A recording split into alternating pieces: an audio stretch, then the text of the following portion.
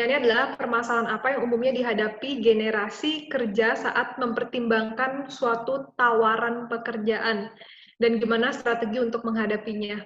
Belum lagi masalah-masalah terkait dengan kadang-kadang di era sekarang kan banyak banget ya company-company yang mungkin menurut anak-anak muda tuh prestis dan oke banget gitu, misalnya kayak di perusahaan-perusahaan ternama yang mungkin posisinya nggak secocok yang aku pengenin, tapi kapan lagi diterima di perusahaan itu, atau kebalikannya gitu. Ini mungkin perusahaannya nggak seoke itu, tapi posisinya aku banget, ini posisi yang aku cari gitu. Jadi pertimbangan-pertimbangan itself bisa jadi permasalahan umum yang sekiranya biasanya kita temui juga gitu, mungkin terutama untuk teman-teman yang fresh graduate ataupun teman-teman yang lagi dilema karir seperti yang tadi aku sempat bilang. Dan strateginya sebetulnya menurut aku pribadi jawabannya cuma satu sih, prioritas. Kadang-kadang kita tuh bingung memilih A, B, atau C tuh simply karena kita tuh nggak tahu prioritas kita tuh sekarang ada di mana. Apakah kita punya kesempatan untuk bisa memilih passion tanpa memikirkan profitability? Kadang-kadang belum tentu. Tapi ada juga orang-orang yang mungkin nggak apa-apa, mungkin bisa 1-2 tahun nyoba hal yang selama ini nggak pernah dicoba gitu, untuk mendalami dan juga untuk menghidupi sih, bener nggak sih ini passion atau bukan. Tapi nggak semua orang punya kesempatan yang sama kan, jadi menurut aku paling penting strateginya adalah nentuin prioritas dulu. Persis seperti yang tadi juga Mbak Stefani sempat sampaikan, kalau kita bikin goal, teman-teman juga harus bikin goal spesifiknya dulu gitu. Apa yang benar-benar attainable dan apa yang benar-benar bisa kita achieve sekarang. Gitu. Paling dari aku itu sih. Oke. Thank you Kak Anissa. Mungkin ada tanggapan dari panelis lain, silahkan kalau ada tanggapan lagi.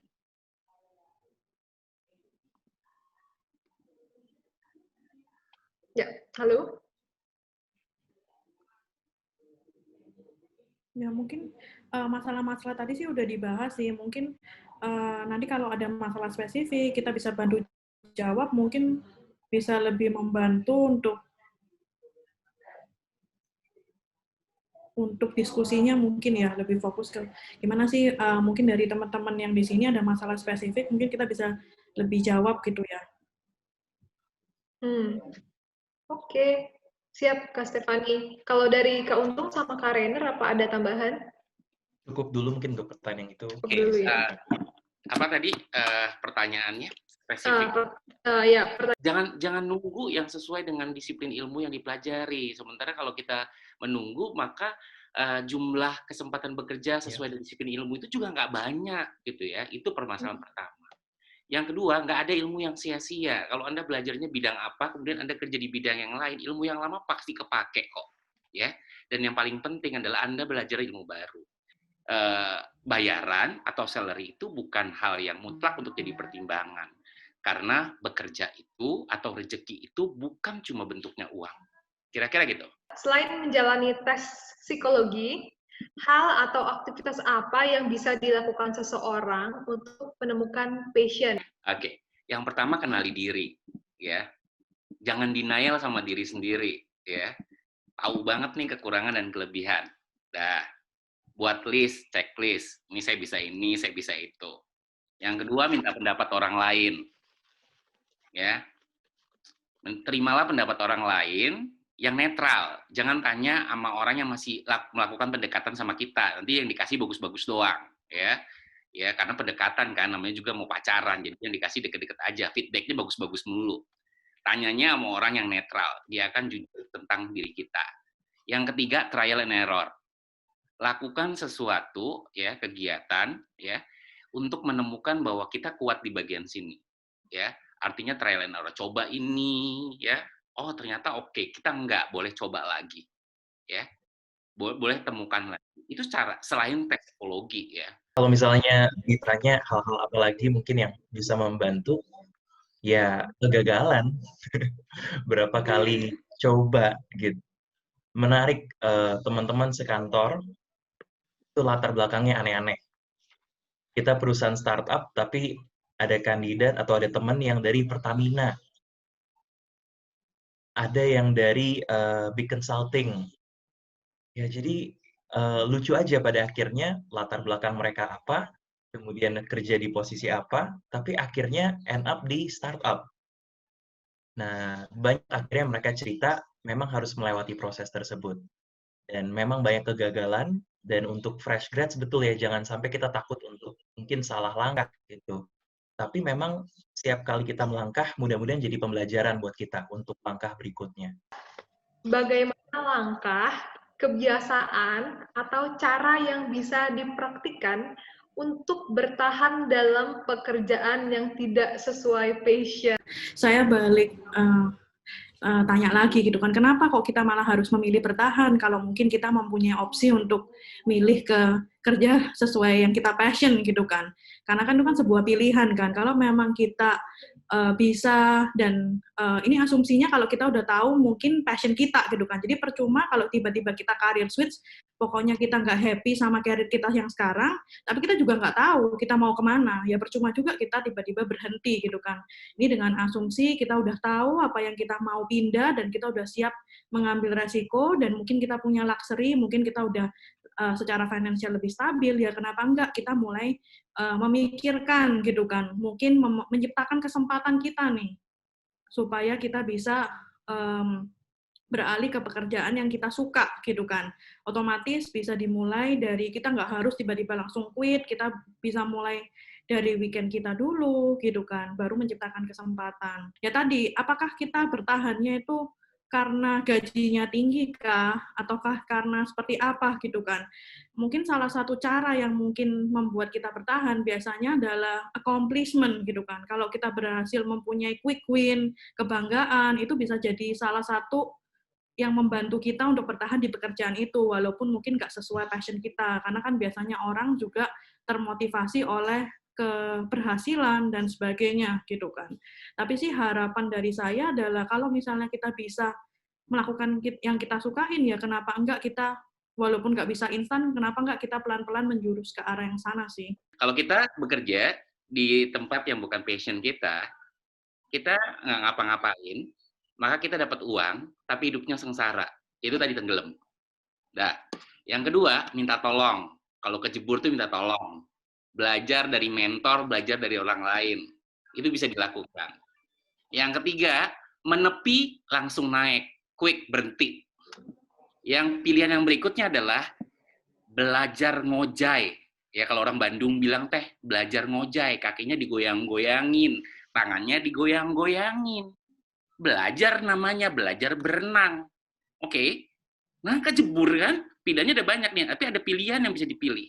Kita bergerakkan kaki kita, bergerak tangan kita, supaya kita tetap terapung. Apa yang dilakukan pada saat kita terjebur di tempat pekerjaan yang bukan passion kita? Terima kalau kita bekerja di sini, jangan denial. Yang kedua, bertanggung jawablah terhadap pekerjaan kita, dalami pekerjaan kita, pelajari dan kuasai, maka passion-nya akan tumbuh. Realistisnya juga melihat kondisi ya, Pak Untung ya, maksudnya untuk kita lihat di masa COVID sekarang, kalau misalnya masih ada pekerjaan kalian sekarang pun, wah banyak bersyukur. Karena kalau misalnya kita melihat market condition sekarang gitu, sebelum kita melakukan langkah-langkah untuk pindah atau apa, banyak research dulu teman-teman.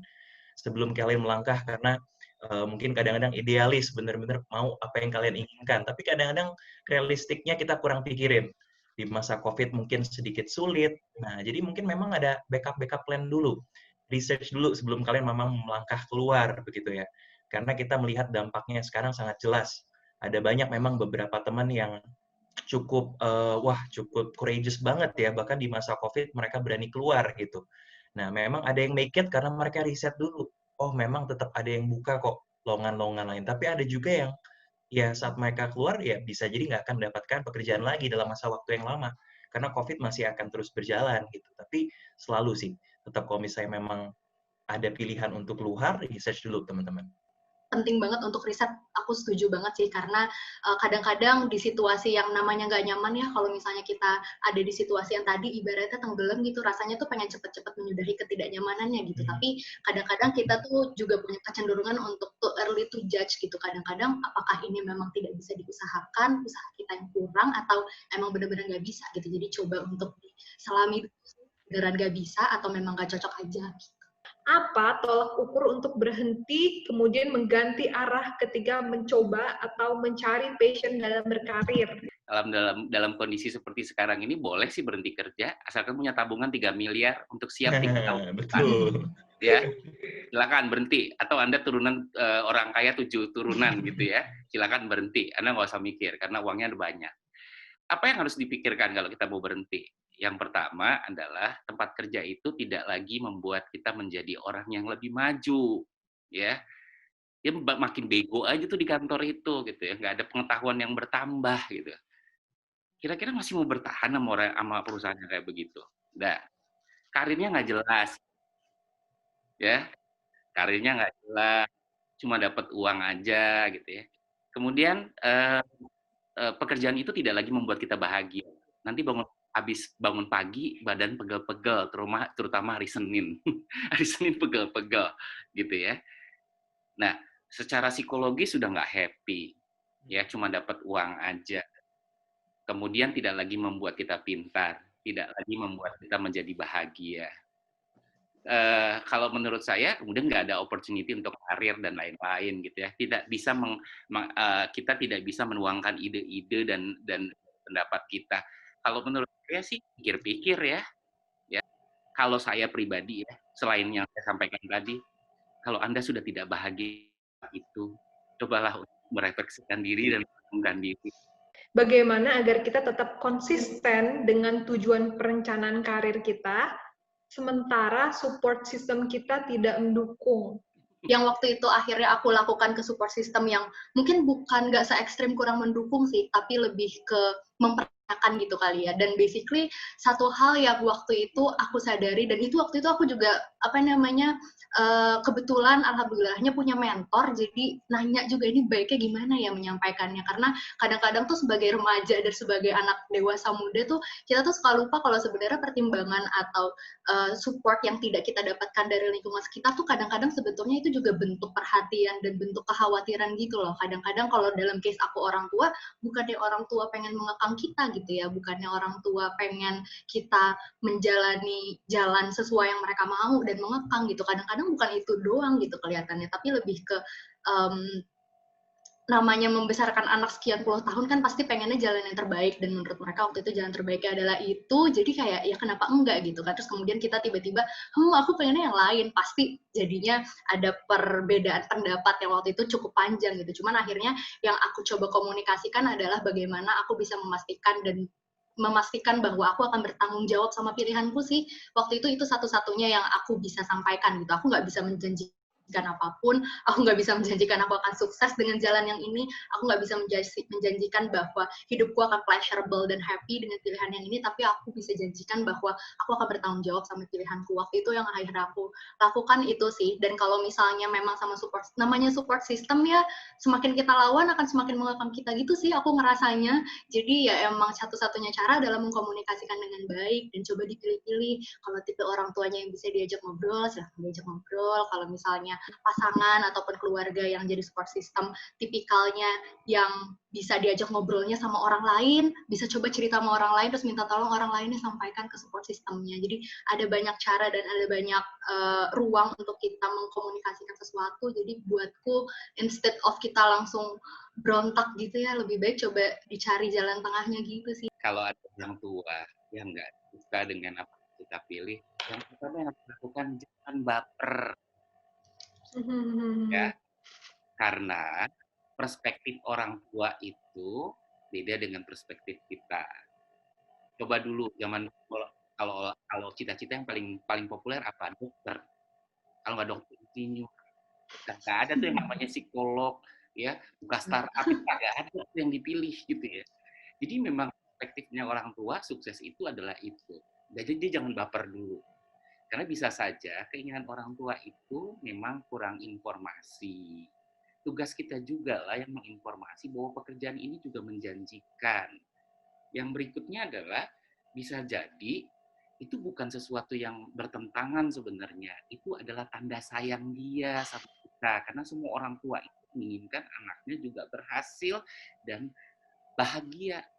Jadi komunikasikanlah misalnya, mama apa sih mama pengennya, kenapa mama nggak setuju dengan karir aku ini? Ya karena mama pengen bahagia. Mama tahu nggak apa yang aku pilih ini membuat aku bahagia loh, mah.